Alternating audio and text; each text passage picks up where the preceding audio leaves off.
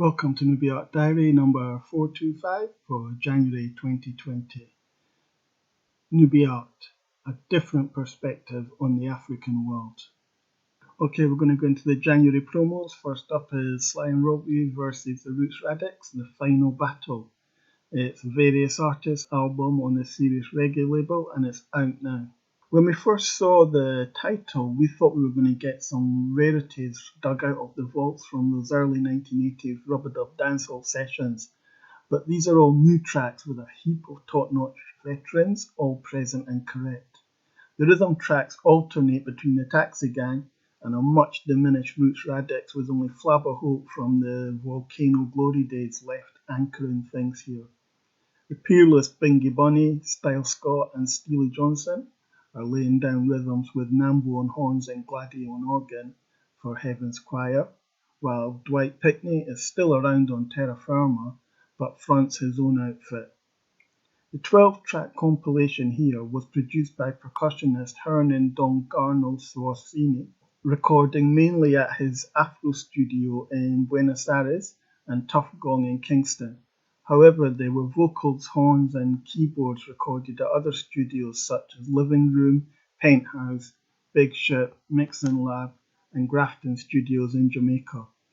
Overseas production means the sound veers more towards roots rhythms as Jamaica has only really fallen back in love with that style in the last 5 years. There's solid backing from the likes of Earl Chinna Smith, Franklin Bubbler Wall, Henry Buttons Tenyu, members of Steel Pulse, Soja, and former members of Groundation hoisting up the flag.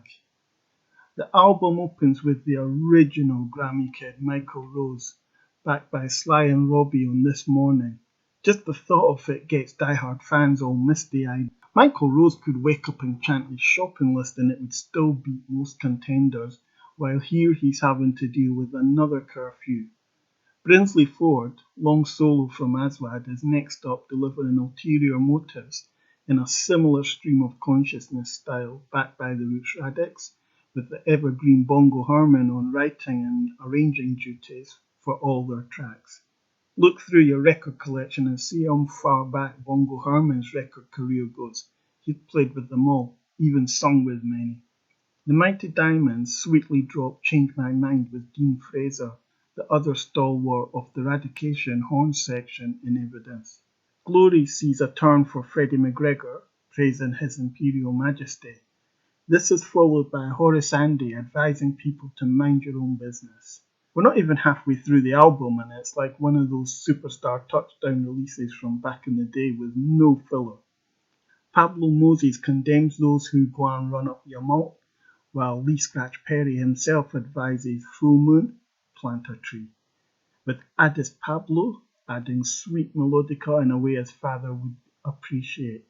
Scratch even played percussion on the opening track, and if he is around, then his buddy Max Romeo is often never far away, here condemning the wicked for opening up the gates of hell with a rocking accompanying trumpet. The silky tones of Ken Booth pays tribute to the homeland of the production team, extolling his love for Argentina and the vibes he got on his visit. Ken has been working with the Inna the Yard crew in recent years, as have the Congos who plead that things must get better. Sly and Robbie, the Congos, Max Romeo and Scratch on the same album is really like getting the old Black Art gang back together again.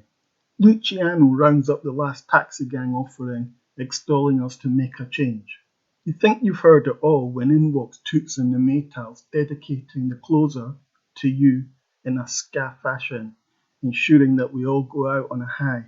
The album was Grammy nominated but lost out to Coffee, making her the first solo woman and the youngest artist to attain such an accolade. Big things are expected of her.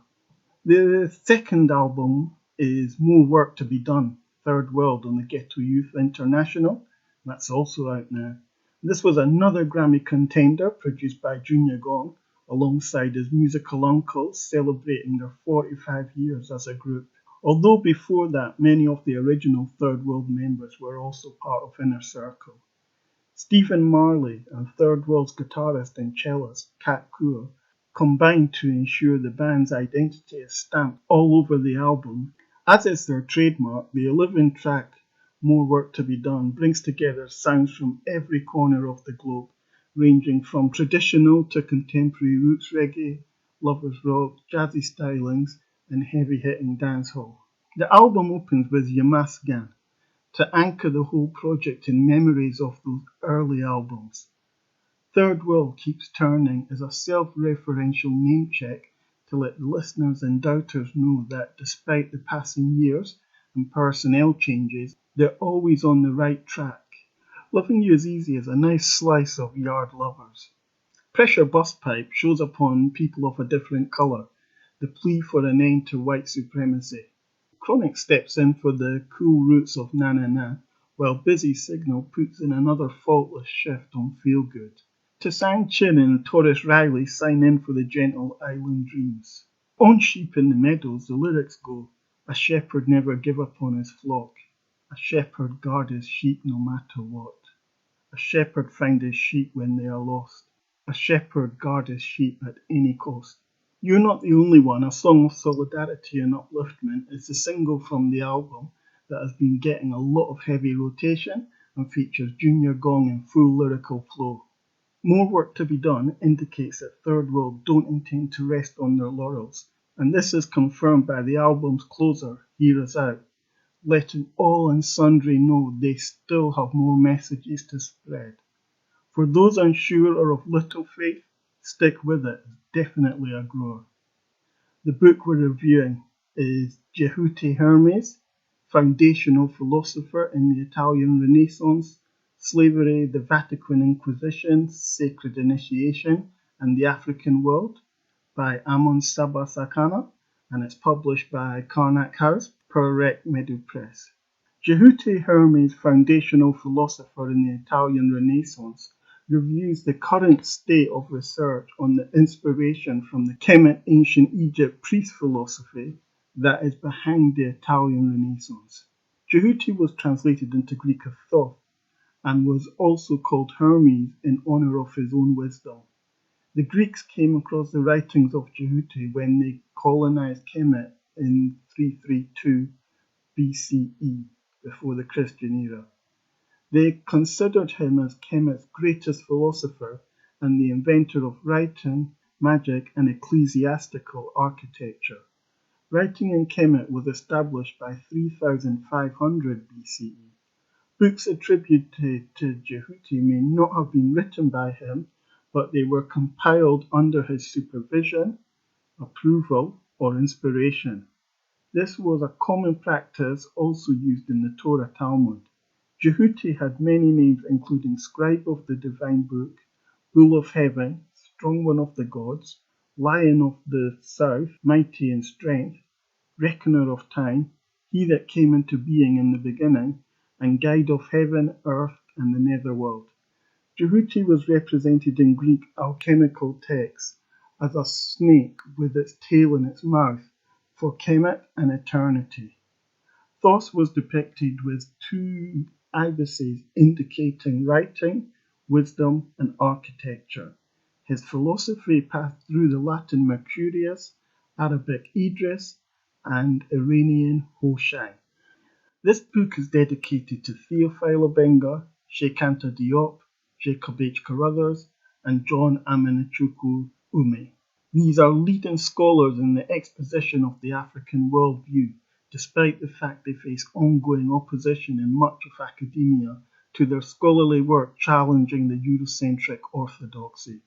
Diop had to submit his thesis 3 times before it was passed, and when he was appointed director of IFAN back in Dakar, he was instructed by his own government not to teach history. This shows how much African governments are enthralled to the Western canon, despite Diop and Obenga's presentation to the United Nations in 1974, which easily outclassed the foremost so-called Egyptologists of the day, to a point where the moderator of the sessions declared that the combined scholarship of their 22 opponents was not of sufficient quality to continue being presented. Obenga's African Philosophy during the period of the Pharaohs was the first book to really expound on Kemetan philosophy, translating both Kemetian and Greek texts. George James in Stolen Legacy points out that Greek philosophy was stolen from Kemet. The society of Thales, Pythagoras, Socrates and Plato was one of slavery, despite their own experiences of Kemet, where the likes of Solon had spent 12 years. The latter's allies turned against him when he tried to reform the slave state and sought to bring in new laws on debt. Women like Pandora and Athene are represented as vengeful, spurned lovers, vehicles of evil. Greek gods indulge in excess jealousy, lacking the capacity to improve the behavior or morals of their fellow gods. In this culture, the stranger was seen as an interloper, an enemy. Bertrand Russell was horrified by Greek behavior and the moral bankruptcy of their gods. He points out that Greek gods claim to have conquered the world, not created it, like the lore of indigenous people. Thus, the Greeks ruled while living off the wealth created by others. Constitutional slavery was enshrined in Sparta and Athens, restricting dissent and the concept of a fair and egalitarian society, with Plato enunciating his support for a benign despotism. Those who came after the Greco-Romans and claimed to be the inheritors of their political and cultural output were thus imbibing elements of the Kemetian worldview, but refracted through inferior morality and aesthetics, with logic, argument and reason opposed to the Kemetian concept of Rekh, or knowing. And Saakana writes, knowledge must be gained only through secret learning at the feet of a morally uplifting master. Alternative routes produce vulgar methods and are impure acts to be rewarded only by death. Pythagoras studied under Kemetian priests, including Xenophus of Iono and Sanchez of Sais, for 21 years, and had to flee to southern Italy when he tried to expound the moral philosophy he had learned in Kemet, and eventually died in Metapontum. The impact of conquest and enslavement on life was stark. In Attica, nobles were taking 1/6 of the produce from other landowners' farms, while the Spartans were taking half of their neighbours' produce. Under the Athenian constitution, a royal proclamation of 12th November 198 BCE legalized the enslavement of Egyptians captured during rebellions in Upper Egypt. Demetrius of Phalerum found that the population of Attica consisted of 21,000 Athenians, 10,000 metics, and 400,000 servants. Slaves had no rights to compensation if they were injured, or any recourse if a family member was murdered. Both Aristotle and Socrates argued in favour of this arrangement. A sage in ancient Greece was considered to be a politician who surrounded himself with philosophers able to argue either side of an argument. Today we have these people, such as the British PM Boris Johnson, who can spout mindless rhetoric assuming most people are not as well read as him, or will be impressed by his use of excerpts of Latin and Greek. His sidekicks include Michael Gove, who infamously said people don't want to hear from experts in their manufactured post-truth world. The Western socio-political structure results in proposed solutions creating more problems and the justification for nuclear and other weapons of mass destruction.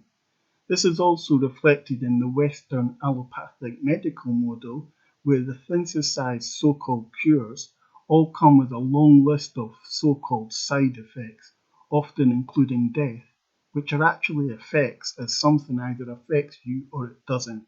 Plato was aware of the laws of Draco and the governance of Lycurgus, which were based on the use of force. He advocated a benevolent dictatorship, saying, "It will be by turns a despotism, an oligarchy, and a democracy, and those who hold power in it will not endure to hear a just and fair constitution so much as mentioned." Socrates is quoted as saying, "These capitalists keep prying after their own interests. Whenever one of the remainder yields them opportunity, they wound him by infusing poisonous money, and then recover interest many times as great as the parent sum, and thus make the drone and the beggar multiply in the state. He then added, democracy and only democracy lays the foundation of despotism. That is to say, the most intense freedom lays the foundation for the heaviest and fiercest slavery. Today this is seen in the works of the likes of the Global Restructuring Group, deliberately impoverishing, then acquiring businesses they were meant to be advising.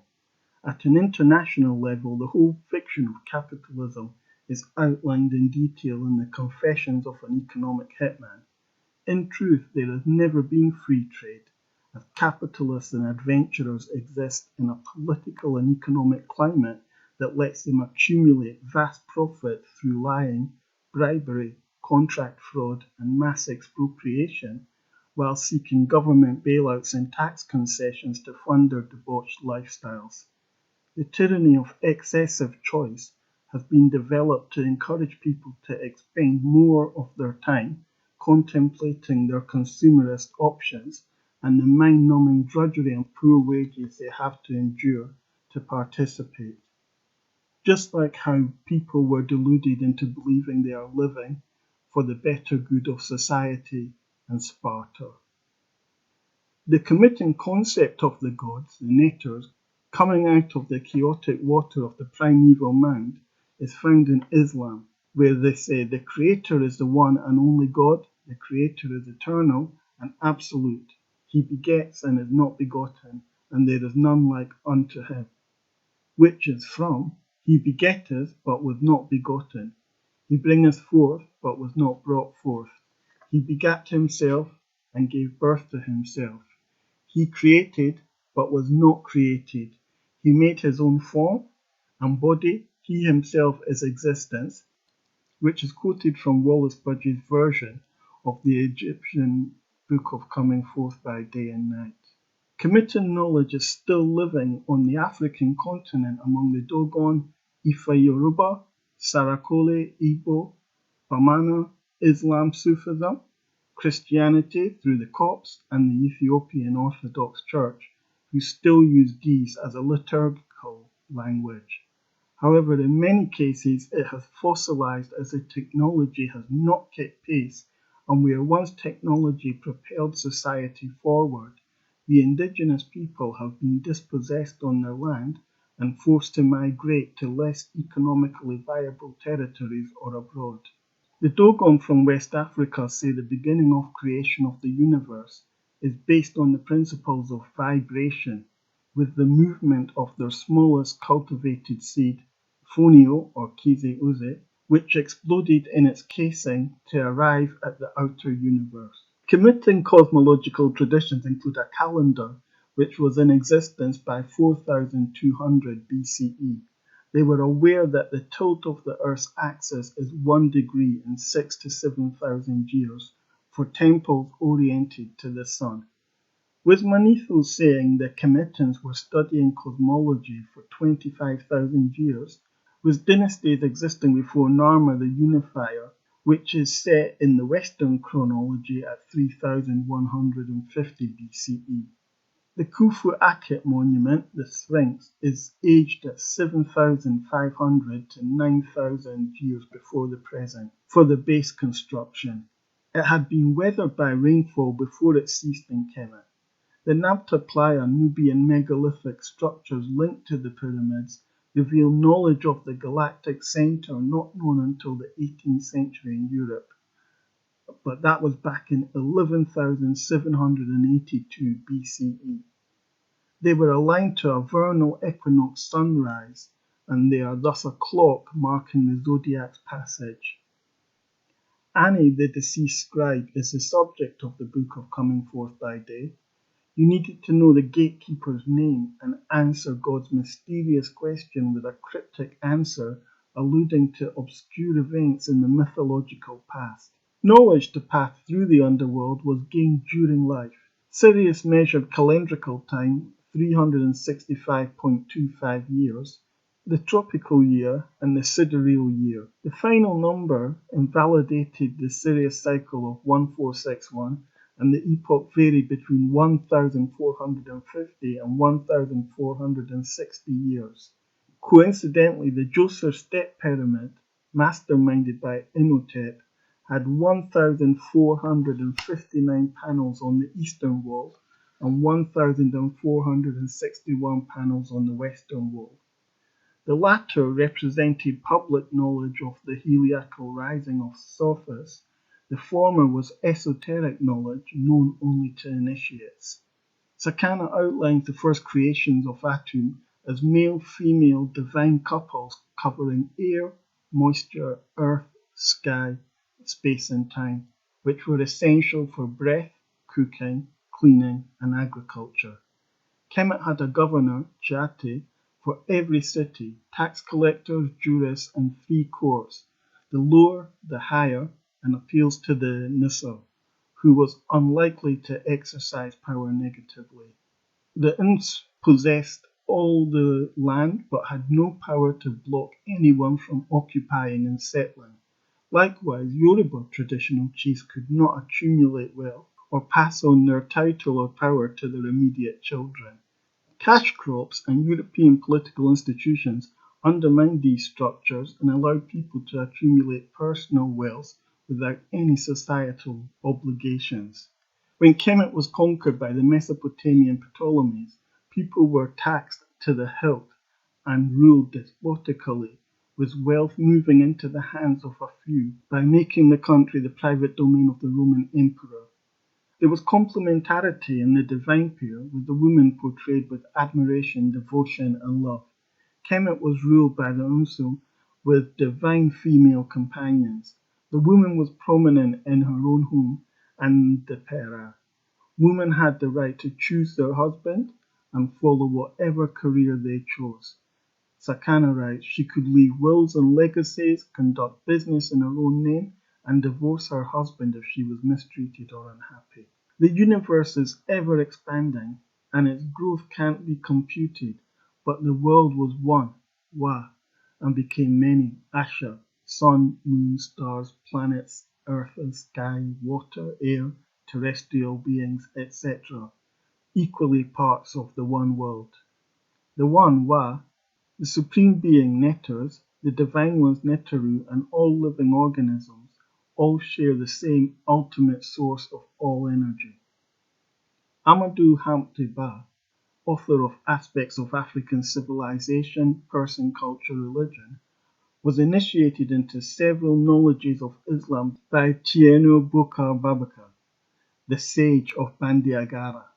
This Sufi perished in 1944 and is now a saint, Tieno Bokar Salih Fall. Tieno Bokar belonged to the Futanki, a royal Fulani entity which advocated oral not written traditions, with Fulani not Arabic as the language of instruction. Ba wrote, "The great history of life is made up of sections which are, for example, the history of soils and waters, geography, the history of plants, botany and pharmacopoeia, the history of the threads in the bowels of the earth, mineralogy, the history of the stars, astronomy and astrology, the history of waters, etc. It is therefore possible to speak of a single science of life, conceived as a whole, in which everything is related, interdependent and interactive." Ma represented adherence to these qualities, while their transgression, conflict and disharmony was Isfet. The Meduneter, divine word or speech, was called hieroglyphics by the Greeks, with the highly developed written word becoming the expression of permanence. Amon considered a virtuous man as silent and a belligerent one as a fool. His words aimed to guide people away from drinking, borrowing, evil-doing, cheating, lying, etc. The instructions of Amon include, "Beware of stealing from a miserable man, and of raging against the cripple. Do not be greedy for a plot of land, nor overrun the boundaries of the widow. Better is the bushel which God gives you than 5,000 deceitfully gotten. Do not set your heart upon seeking riches, for there is no one who can escape destiny and fortune. God loves him who cares for the poor, more than him who respects the wealthy. Carruthers says that a staff or cane is an object of authority in traditional Africa, in personal, lineage, titular, professional, and institutional contexts. Ejisu adds that the Ofo staff of the Igbo is the principal object of prayer used to invoke divine blessings on an individual, but also that words offered at the shrine reach God through the Ofo. For Kemetans, the word is the foundation of origin encapsulating the whole universe, which came into being possibly through sonic waves or electromagnetic vibrations. The Jewish Kabbalah and Christian humanism were derived from Kemet. Kabbalah is not a Hebrew word, but comes from the Kemetan Ka, Ba, Ra, energy and consciousness of God, Ra the sun, Bara, the emanations of Ra.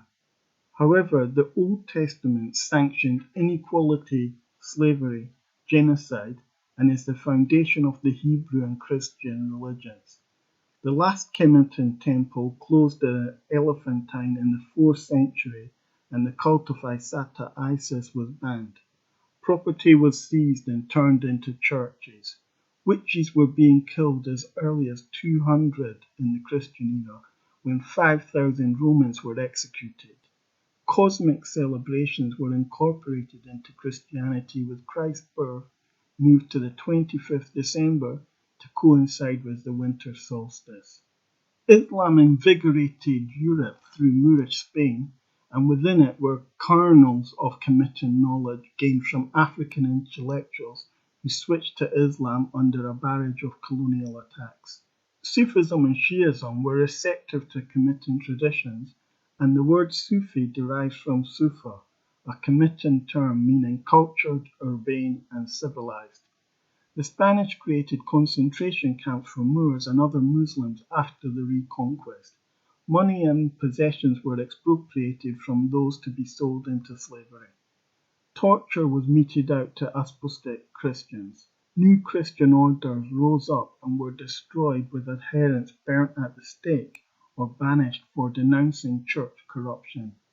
The Vatican promoted ruthlessness, murder, and conquest, codified in the papal bulls decreed by Nicholas V and Alexander VI, in which all non-Christians were to be subjugated and brought to the face with the overthrow of the so-called barbarous nations.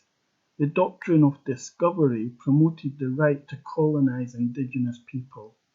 In the 15th century, the priest-philosopher Marsilio Ficino, who was translating the works of Plato into Latin under the patronage of the Venetian Cosimo de' Medici, was tasked with translating Picatrix and the Corpus Hermeticum, which portrayed Djehuty's high moral attributes allied to a vast knowledge.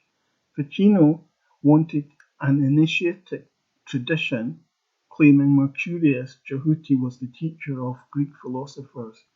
He moved from the Kemetan model of Sima, unity with the Creator, as the ultimate goal, believing philosophy to be a route to become godlike. Giovanni Pico della Mirandola, son of the Count of Mirandola, studied Hebrew, Latin, Greek, and philosophy. He came into conflict with Pope Innocent VIII, who considered 7 of his theses heretical and 6 others bordering on heresy. He was arrested and then released after writing an apology. Lorenzo de' Medici, Cosimo's brother, offered Mirandola a villa to pursue orthodox theological studies. He synchronized traditional non-Christian science and philosophy with biblical cognates and envisaged the Creator as one and everything else as many multiple, created by the One. He proposed a trilogy of intelligences: the angelic world, the heavenly realm, and the corruptible humanity, with a limited lifespan in which consciousness can be graded. This is similar to the Trinitarian concepts of Kemet, the Creator, divinities, and the people. History is full of people who were forced to recant the truth after being bribed or tortured, while others stood by the Kemetan-derived wisdom they had gained and paid the price of exile or ultimately being executed. Giordano Bruno was burnt at the stake. He studied in Naples, which was under the influence of the Spanish Inquisition. He came to London, staying with the mixed-race French ambassador Michel de Castelnau, who was painted with an afro in a portrait his son sent to the publishers of his memoirs. Bruno was arrested for criticizing an Aristotelian professor in Geneva and made to apologize and destroy his critical leaflet. Bruno was a Pythagorean who saw the sun as central to our universe at the same time as Galileo was arrested and punished for his books in Rome. Persians revered the Neter Atum, invoking Apis and Atum as the grantor of all life. Darius I claimed he was the son of Ra, born of Atum. Cambyses also linked himself to the Kemetan tradition. The Persians claimed Hermes Hoshang, the righteous. In the tradition that when a society is colonized, its learned intelligentsia is put at the service of the colonizer, Kemetan artists worked on projects in Persepolis and at Susa. Likewise, Plutarch told how the Ethiopian philosopher Aesop was fought over as a royal advisor, working for both the Persians and the Greeks. He transmitted knowledge through fables, stories, and poetry. The enslaved elite were often castrated so that knowledge could not be transmitted to their offspring. The brain drain thus enhanced other societies. The Sultan of Turkey castrated his Ethiopian second-in-command, who he had as a financial director and harem supervisor. Ethiopian guardians of the Muslim prophet at his tomb al-Masjid al-Nabawi, or the prophet's mosque in Medina, were castrated. The eunuchs still guard the graveside after 800 years. Islam had 3 gradations of knowledge: general introduction, deeper knowledge of precepts of knowing, and then the highest form of knowledge. The Dogon have 4 gradations, starting with the introductory Giriso, foreword, up to the final Sodeya, clear word. It takes 21 years to attain the final stage. Then there was travel to other countries to learn other methods. 3 degrees of knowledge are a fundamental tenet of Freemasonry. On this subject, it is indicative to hear Dr. Ben speak to the Black Freemasons, telling them they are only 33-degree Masons, while he is a 360-degree Mason, as he follows the original African traditions. Bokar said the spiritual shepherd must ensure the sheep do not drag people into the moral abyss, the valley where neither the soul nor spirit can survive. The symbol of the sovereignty in Kemet is the shepherd's staff. The shepherd is in control and balanced if he is not angry or hasty. Further African retentions are also found in the Western Hemisphere, manifesting as Candomblé, Orisha, Rada, Voodoo, Santeria. Princes and priests were captured during the slave holocaust, and they remade and remolded their lives in the Caribbean. The Abacoa of Cuba maintained their secret guilds and languages to transmit a worldview opposed philosophically to that of the European upper class, both Christian and Yehudi. Abacoa were suspended or banished from their lodges for giving info to non-Abacoa. Crowning of the paramount chief must be sacralized to the Ndem female deity, not the Ekbe male. Thus, the male society is represented by a female. Water is regarded as ancestral and symbolic regeneration, and Ekbe was a female water divinity. The Abacoa established their first lodge on a beachhead, a body of water with a serpent as a central figure. In Calabar, shrines are situated facing water to honor the deity and invoke her presence through prayers and chants.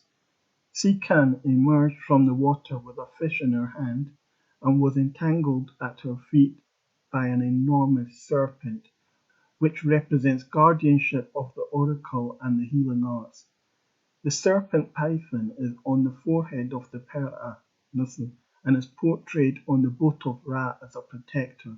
It represents eternity with its tail in its mouth and rebirth and healing.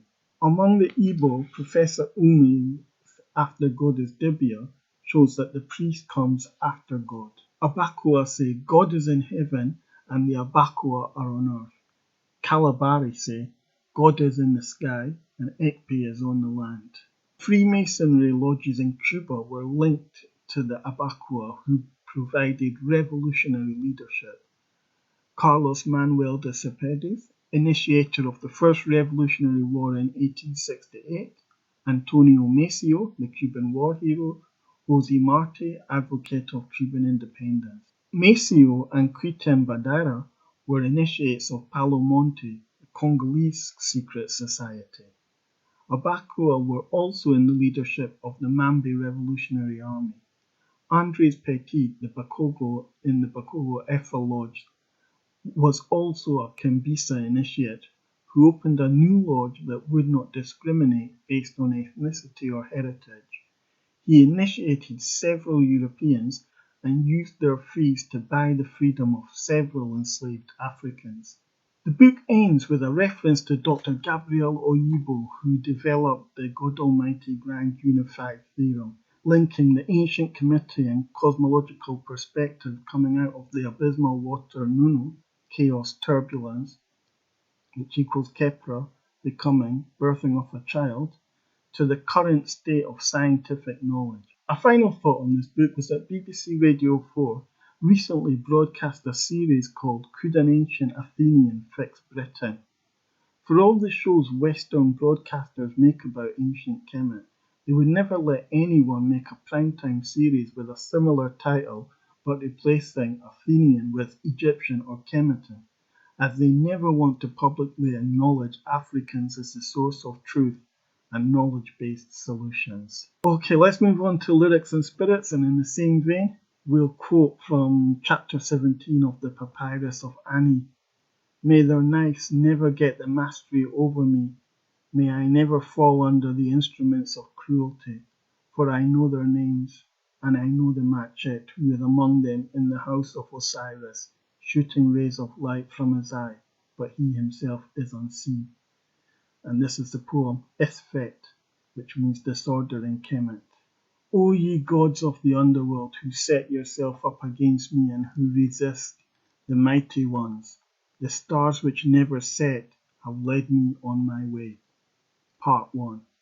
Another Sunday on my own, sitting waiting for you to phone, like you promised, but you left me so alone, contemplating the truth as an honest, conscientious youth, living only on hope when what I need is proof. Here I stand, crying again, needing the pleasure, feeling the pain. Woe, woe, woe is me, the sad, lonely refrain. Part 2. But in lands and times of corruption, the honest man is king. You cheated, you lied.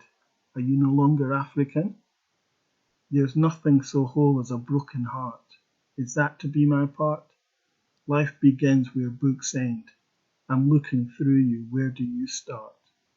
Modern 20s, new, independent, women and men reject tradition and cycles for lines, distant relations, dysfunctional relationships. That's a poem I wrote back in 1998. Okay, we've come to the end of this podcast. Hope you enjoyed it. If you want to get in touch with us, you can write to Kubara Zamani, African Quest, PO Box 35165, London, SE58WU. The email is africanquest1@hotmail.com and on Twitter @NUBIART Diary. And we'll just end by saying, talk sense, but it don't make sense you talk.